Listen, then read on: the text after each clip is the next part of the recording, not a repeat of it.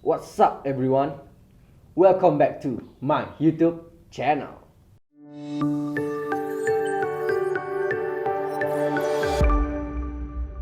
Oke teman-teman, selamat datang kembali di channel YouTubeku. Kali ini kita bakalan bahas lagi. Ya mungkin agak sedikit asik daripada video sebelumnya. Yaitu kita bakalan ngebahas sebuah anime yang sempat viral di awal tahun ini. Yaps, teman-teman pasti tahu dong. Dan juga ini merupakan salah satu permintaan dari salah seorang teman kita. Ya, dia mengomen di video saya yang pertama dan mengatakan bahwa, "Bang, bahas KNY, One Piece gak seru, badannya abnormal." Wih, ngeri nih, malah sedikit nyindir One Piece ya. Tapi kepada para OP lovers dan nakama, mohon tolong jangan marah dulu. Oke, kita bicarakan ini baik-baik. Nah, karena aku juga penikmat One Piece nih, apalagi sekarang aku juga lagi mencoba untuk nontonnya ulang dari awal. Ya walaupun sebenarnya aku juga mengetahui beberapa art dari One Piece. Sekarang itu di Wano, terus beberapa art sebelumnya itu ada Cake Island, Dressrosa, dan Alubarna segala macam. Tapi ya aku melihatnya itu di sosial media, jadi ibarat kena spoiler. Kemarin aku melihat nih di art Wano makin seru, makanya aku mencoba nonton ulang One Piece, tapi sampai sekarang belum terselesaikan. Ya. Oke teman-teman, kali ini kita nggak bakalan bahas One Piece dulu, tapi kita bakalan bahas KNY atau Kimetsu no Yaiba ya. Wah, anime ini kemarin sempat viral karena visual yang keren dari season terbaru saat si Tengen versus si Gyutaro. Wah, itu keren sih. Walaupun banyak yang mengatakan kayak tarung petasan, tapi menurut aku visualnya keren sih. Dan begitu juga dengan ceritanya. Nah, apalagi nih, sempat ada kabar bahwasannya bakalan muncul season baru. Aku susah dibilang season sih.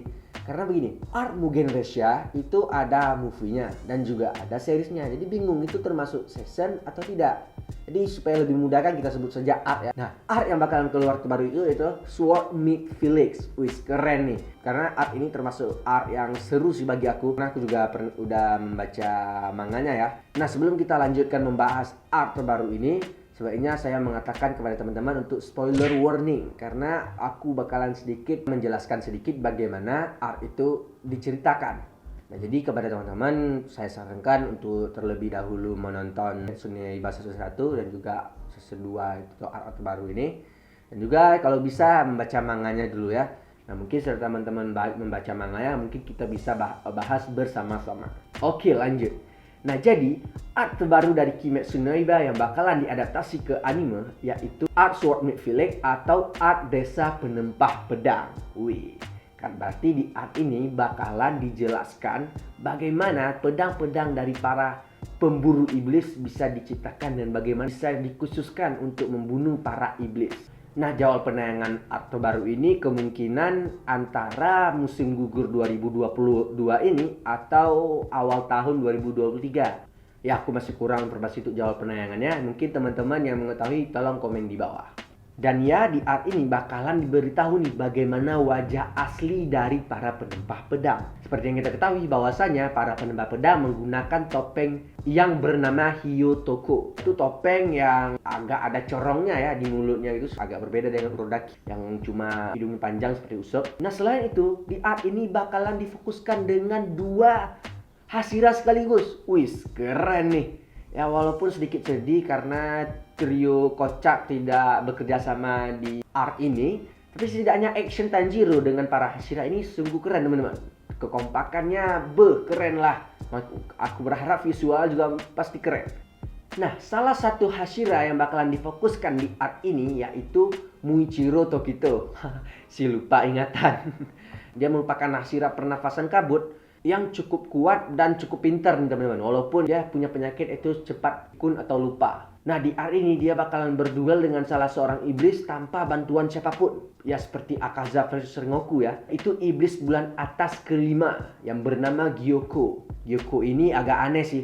Yaitu mata dan mulutnya terbalik dan kakinya itu sebuah guci. Ya seperti jin-jin gitu ya. Jin-jin guci gitu. Nah, mereka berdua nih bakalan bertarung teman-teman. Wis, keren teman-teman. Karena mengapa? Seperti yang kita tahu, Muichiro memiliki pernafasan kabut. Sedangkan Gyoko ini kekuatannya itu yaitu berhubungan dengan air, ikan, dan ya ada sirip-sirip gitu lah teman-teman. Seperti juga ada gelembung-gelembungnya. Saya berharap semoga visualnya pasti keren nih.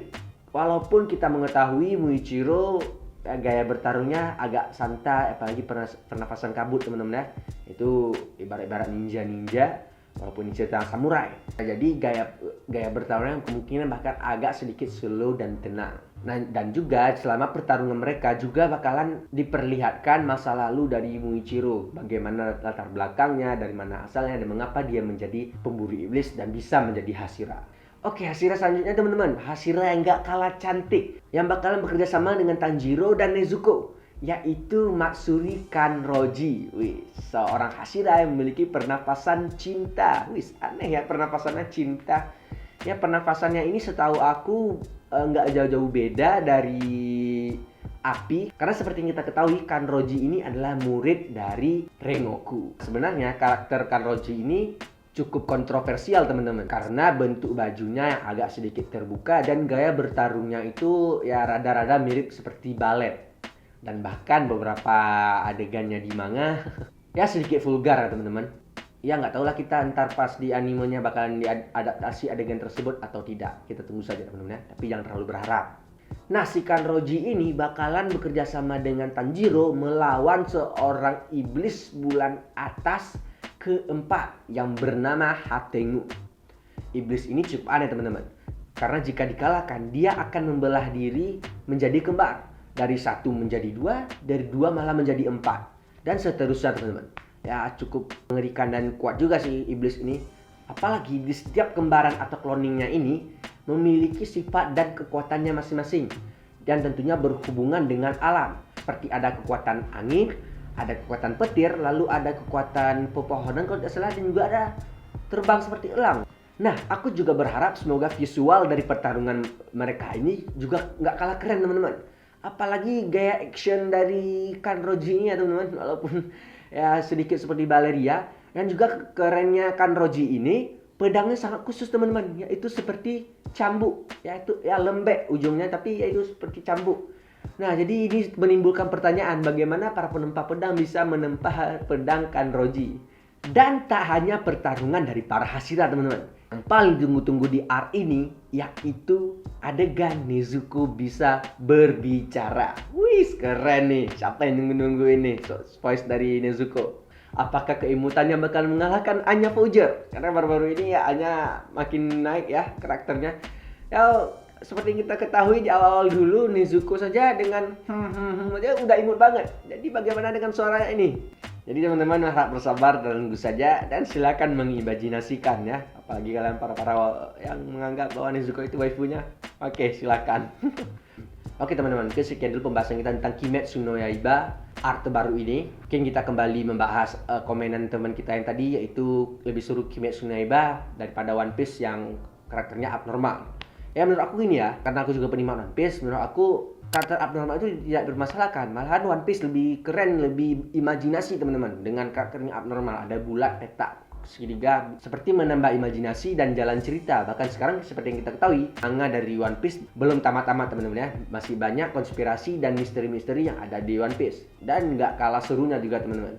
Nah, sedangkan Kimetsu no Yaiba itu karakternya memiliki kesamaan ya teman-teman, yaitu di matanya itu bulat semua dan memiliki gradiasi. Ya agak keren juga sih, seperti membuat kita bahwasanya berpikir bahwa di universe Kimetsu no Yaiba itu manusianya atau karakternya produk seperti itu. Tidak bisa kita salahkan bahwasanya si autor manga Kimetsu no Yaiba kemungkinan hanya sanggup ya membuat karakter seperti itu mirip semua. Ya tidak masalah sih, seperti ikonik saya teman-teman. Kayak anime kan juga banyak memiliki kesamaan karakternya, seperti Dragon Ball itu memiliki keruncingan di dagunya, lalu Jojo ya agak di pipinya itu ada agak cool gitu teman-teman. Dan juga ada Nanatsu no Taiza, itu karakternya agak tembem teman-teman ya. Dan beberapa anime-anime lain, dan ini juga cukup ikonik untuk menandai oh ini ternyata anime ini. Nah kalau soal visual kedua-duanya juga bagus. One Piece bagus dan Kimetsu no Yaiba juga bagus. Nah, jadi antara Kimetsu no Yaiba atau One Piece menurut aku ya sama-sama menarik, dan kedua-duanya memiliki porsi kehebatan masing-masing, baik dari segi cerita, visual, dan lain-lain. Oke teman-teman, sekian pembahasan saya untuk video kali ini. Jika ada salah kata mohon dimaafkan, dan jangan lupa teman-teman like, share, dan subscribe channel ini serta komen next video kita bakalan bahas apa. Saya akhiri, Wassalam.